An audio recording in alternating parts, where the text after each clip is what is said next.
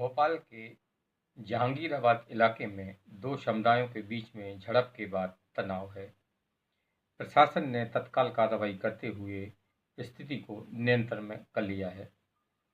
नमस्कार, Sanjay express news में आपका स्वागत है।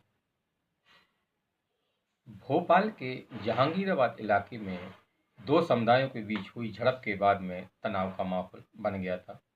इस झड़प के दौरान कुछ लोग तलवार लेकर सड़क पर निकल पड़े, जिससे इलाके में दहशत फैल गई और दूसरे समुदाय के लोगों ने पत्थरबाजी भी की। दोनों ओर से पत्थरबाजी में कम से कम 5 से 6 लोग घायल बताए जा रहे हैं।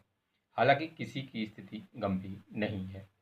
इस बारे में अब तक जो जानकारी मिली है कि पास में कांग्रेस की रैली के बाद में एक समुदाय विशेष जोश में आ गया और 2 दिन पुराना एक विवाद चल रहा था। इस विवाद में एक सिख युवक पर 5 मुस्लिम युवकों ने हमला किया और उसके साथ मारपीट की। मारपीट की वजह यह बताई जा रही थी कि ये तेज बाइक लेकर चला रहा था, जिस पर आपत्ति करते हुए मुस्लिम समुदाय के लोगों ने सिख समुदाय के एक युवक पर हमला कर दिया।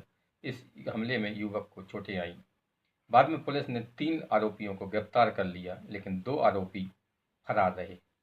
फरार आरोपियों को मोहल्ले में देखे जाने के बाद इस इलाके में तनाव बढ़ गया और तनाव के बाद में एक समुदाय के विशेष के लोग तलवार लेकर मोहल्ले में निकल पड़े। इससे तनाव का माहौल बन गया और जवाब में दोनों समुदायों सामने वाले और दोनों समुदायों ने एक दूसरे पर पथराव किया। घटना की जानकारी मिलते ही भारी तादाद में पुलिस फोर्स इस इलाके में पहुंचा और स्थिति को कंट्रोल किया। स्थिति फिलहाल नियंत्रण में है और यहाँ पूरे इलाके की बैरिकेडिंग कर दी गई है और पूरे इलाके को छावनी में बदल दिया गया है।